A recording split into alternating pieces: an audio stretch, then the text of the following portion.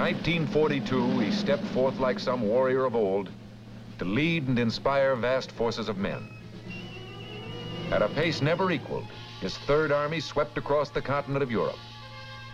No American leader was more colorful and more successful.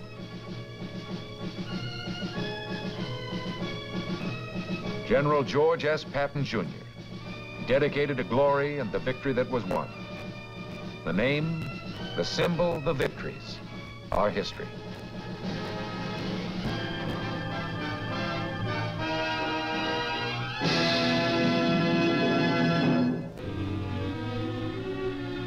It's not easy to believe that George S. Patton, Jr. was once just Georgie.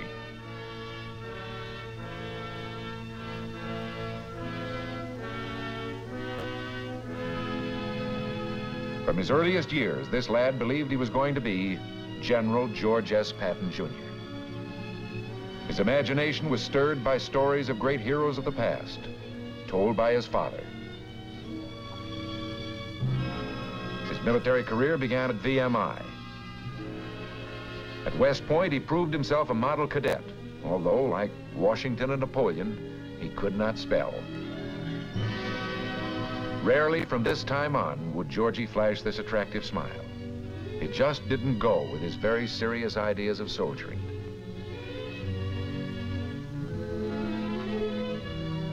He established the first football team for soldiers to keep them from wasting their off hours in drinking and gambling.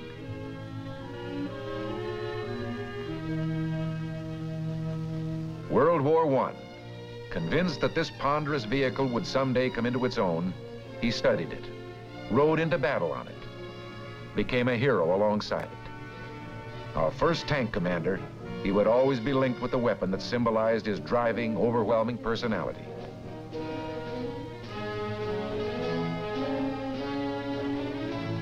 After the war, the tank school at Fort Meade. Two officers here shared a deep military interest, Ike Eisenhower and Georgie. The fierce expression, his get-up at masquerades, reflected some deep instinct to play the role of warrior or fighter.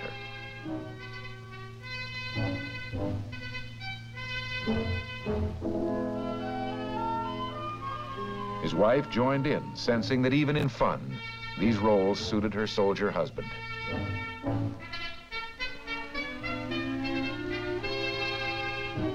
A time came, as it had before, when the clothing of battle was to be worn by millions of Americans.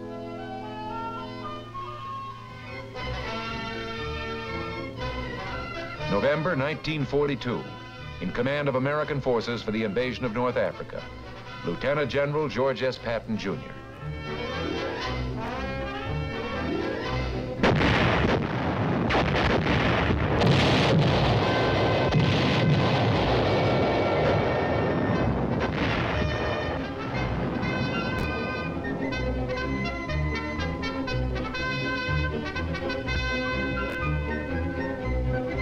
One of the outstanding features of a brief campaign was Patton's bold leadership, and later, the favorable impression he created on French and Arabs alike.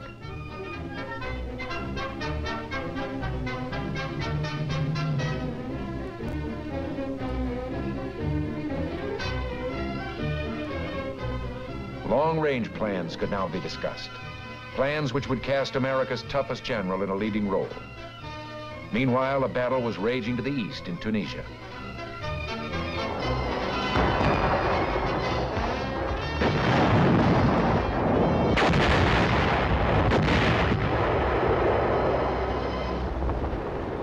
His tankers, whom he roused to a pitch of fighting spirit, entered the fray.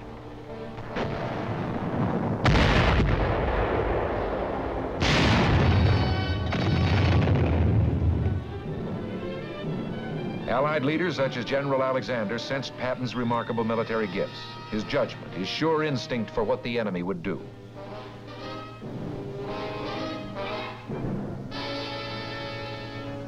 Patton set a tank trap for Rommel.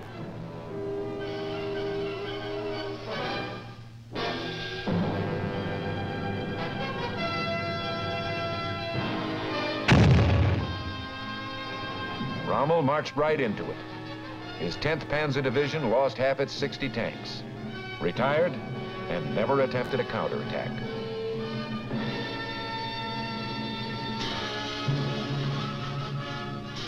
His reputation grew. He looked forward eagerly to his next campaign. He'd been selected to command a new army, the 7th, slated for the conquest of Sicily.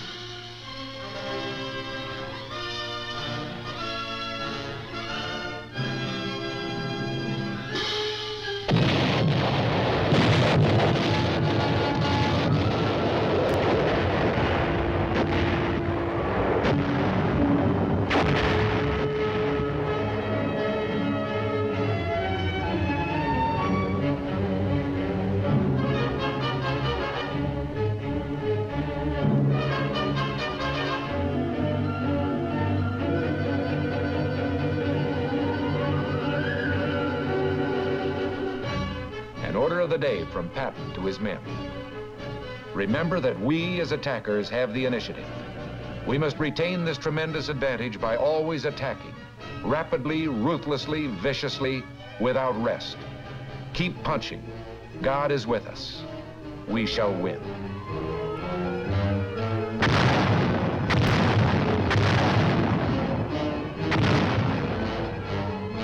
Attack, attack, and when in doubt, attack again.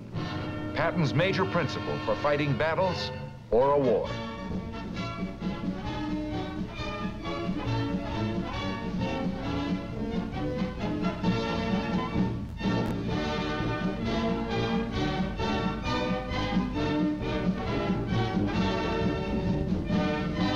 His chief mission, he believed, was to arouse the morale of his men. He urged them on, certain that speed and boldness could shorten the war.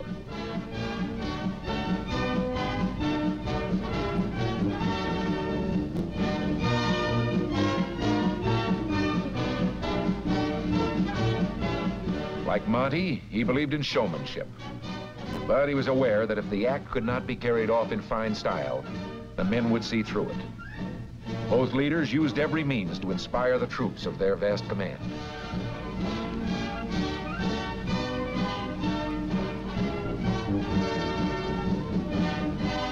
Sicily proved to be a model campaign. Sound tactics and a fighting spirit won the island in 38 days.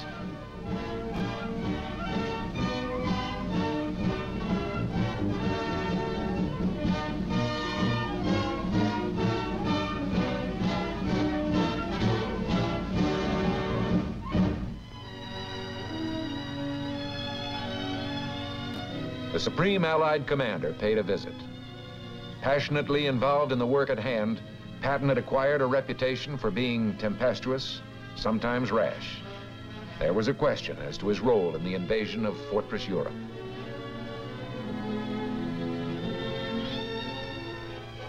Then, his whereabouts carefully concealed from the German High Command, he appeared in Great Britain. New troops heard him in an introductory speech and called him Old Blood and Guts. The old-timers referred to him as the old man, who knew more about fighting than any man alive. He called a spade a spade. He told them to get mad and stay mad. They listened.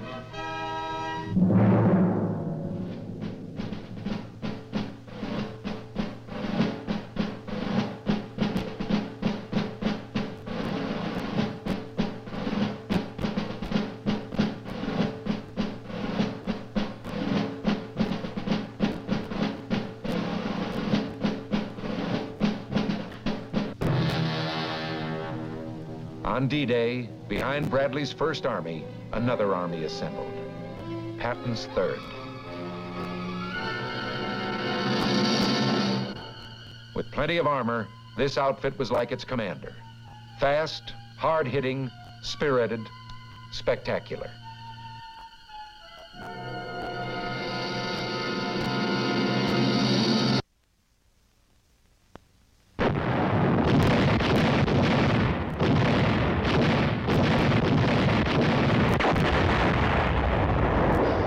The Cherbourg Peninsula began a rolling advance, an all-out smashing attack, the Patton version of a German blitzkrieg.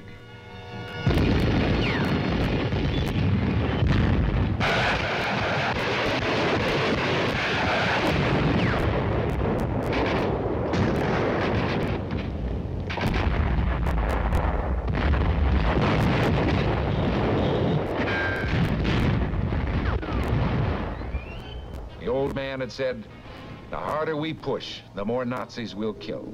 And the more Nazis we kill, the fewer of our men will be killed. Pushing means fewer casualties." The 3rd took the old man at his word and found he was right.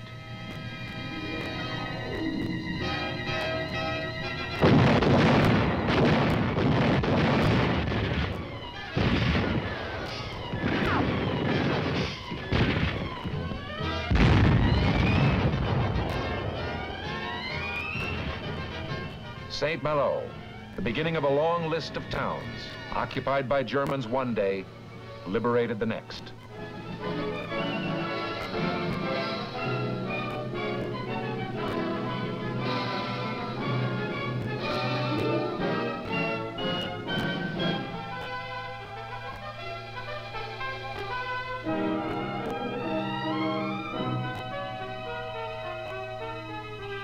At the head of a vast crusading army, a man fulfilling a destiny he had dreamed of since early youth. The attacks now were in all directions at once, toward the south and north, and east toward Germany.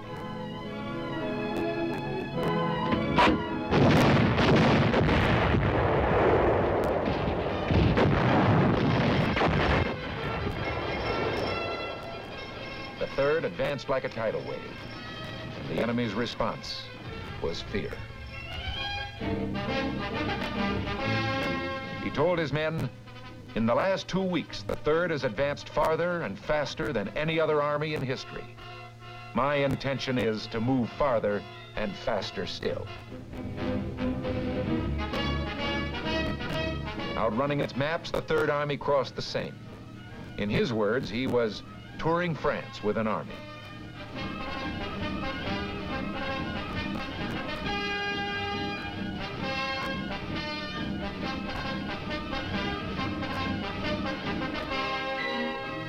He was everywhere at once, covering the great distances within his command. His use of light aircraft exemplified his eagerness to adopt any new means of increasing efficiency.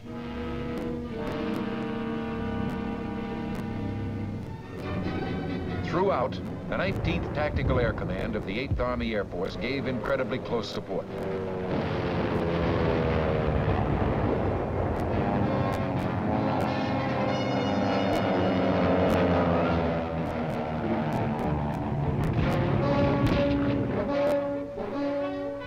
The astounding advances went on and on.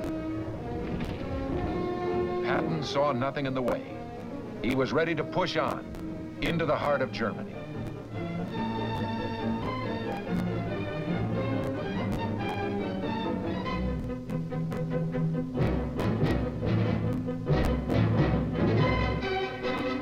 Struggling to keep up with his fast-moving front was a miraculous supply effort known as the Red Ball Express.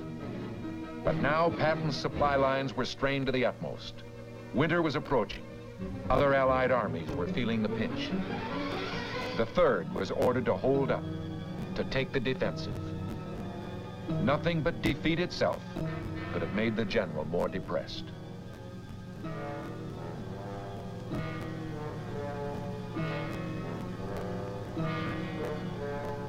This was a difficult time for an army built to roll.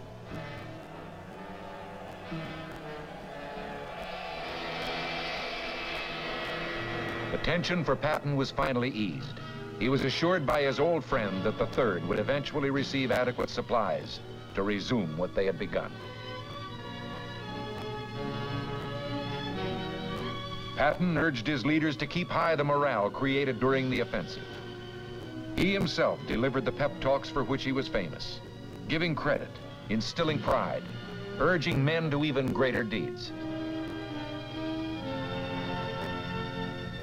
Then, the green light.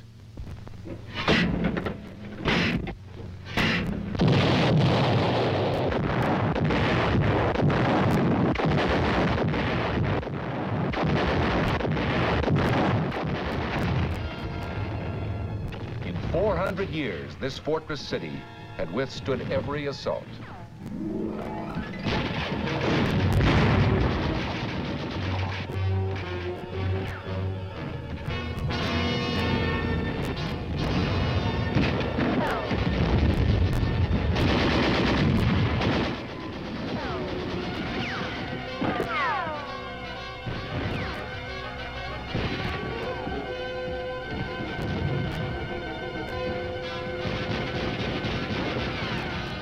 Metz was no cheap victory.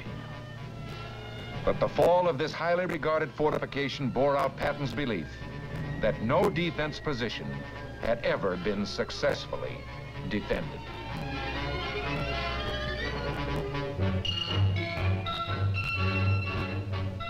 With General Walker at the front, new plans now.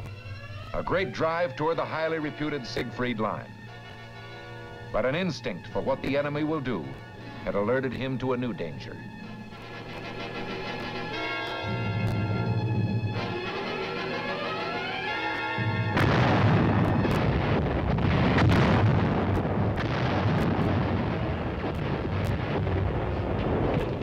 Field Marshal von Rundstedt struck with 20 divisions on a 40-mile front. The Battle of the Bulge.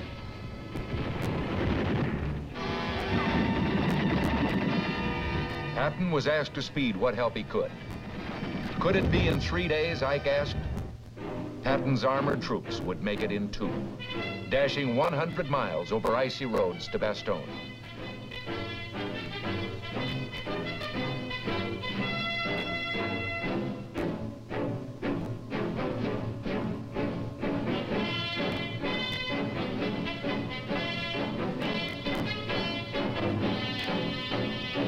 Then, at the heart of a major attack, Patton's concentrated armored power.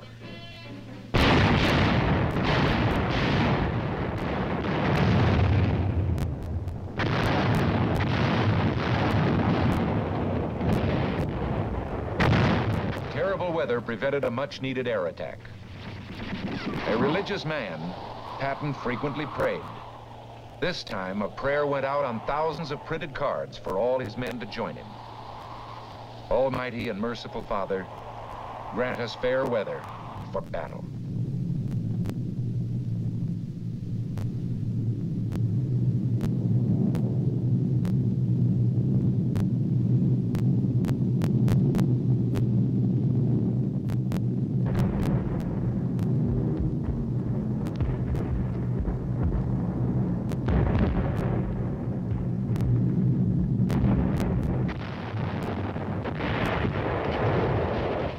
The enemy was on the defensive. In Patton's book, they were destined to fail.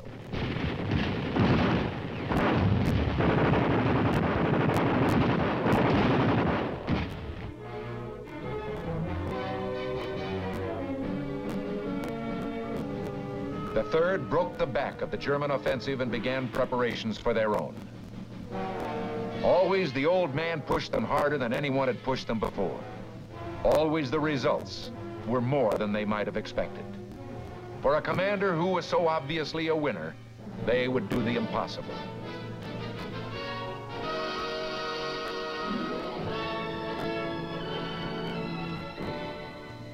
Patton believed in decorations, in recognizing and exalting the heroic qualities of his men. And they sensed his sincerity when he used words like duty, patriotism, and loyalty. To him, these words had real meaning.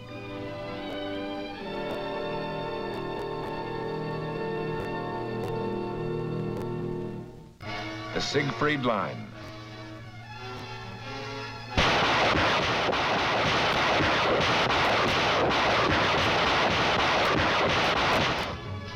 In Patton's words, this monument to the stupidity of men cracked easily.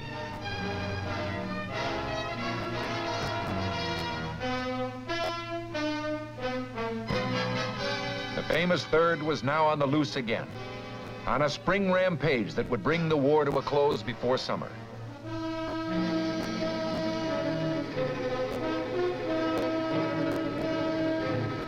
Again, Patton's army was going beyond expectations.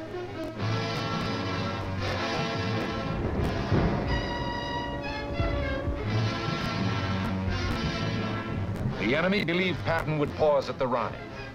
He went right across.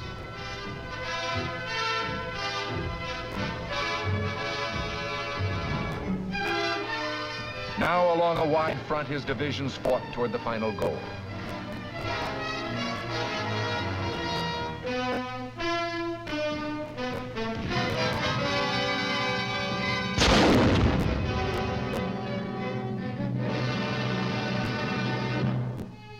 Always he took time out to give credit where it really belonged, to the men, to Private Harold A. Garman, the Medal of Honor.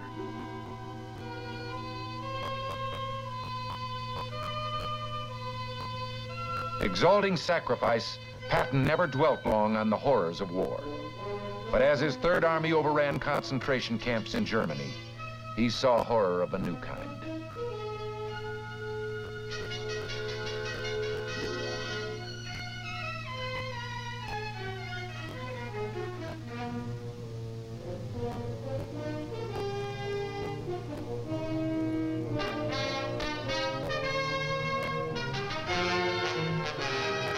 Victories piled up as the Third turned southwest to link up with Soviet forces in the Danube Valley.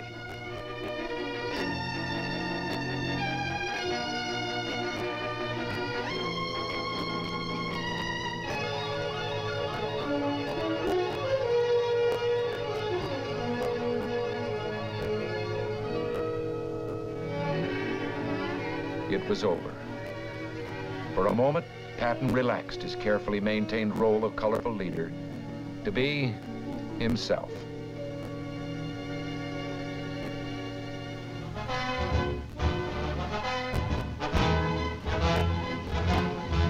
On his return, Americans showed their gratitude. In General Pershing's words, it didn't hurt America to have a general so bold that he was dangerous.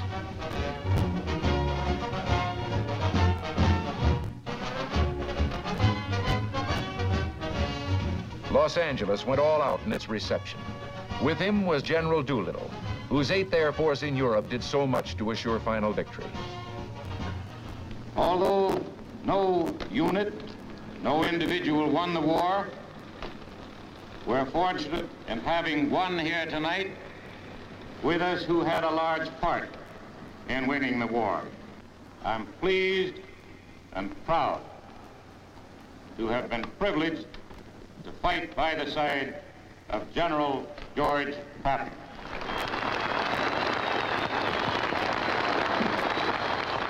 Your Honor, the Mayor, General Doolittle, soldiers,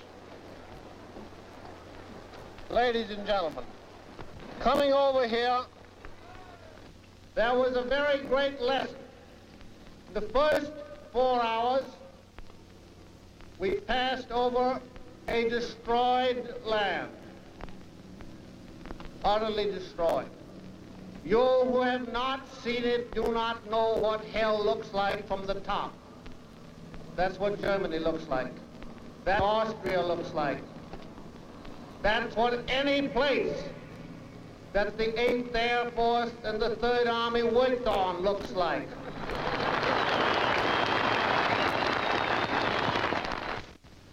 You must remember this,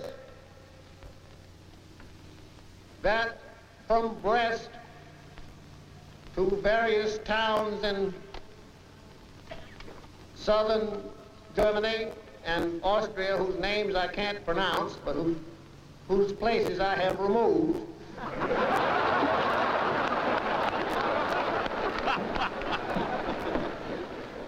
the trail of the 3rd Army and the 19th Tactical Air Command and the 8th Air Force is marked by more than 40,000 white crosses, 40,000 dead Americans. Few realized how deeply he felt about his men.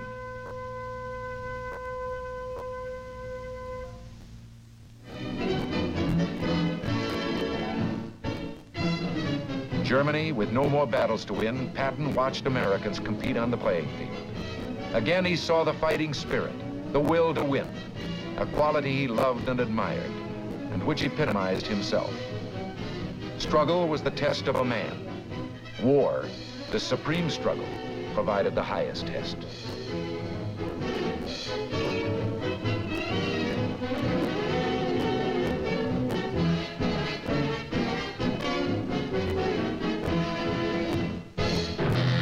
He had expected his own death to be spectacular. In this one prediction, he was more mistaken than in the planning of any battle.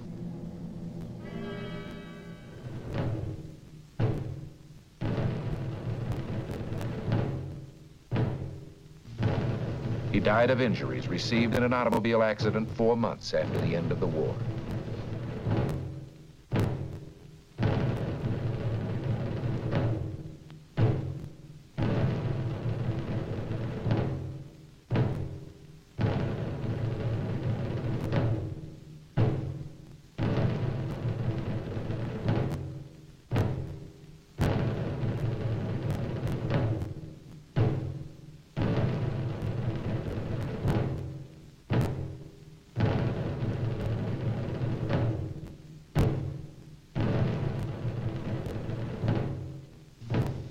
Place of burial among the men of the Third Army who had fallen in the Battle of the Bulge. His personality lives on in his statue at West Point. He lived for action and glory and reached the heights in serving his country.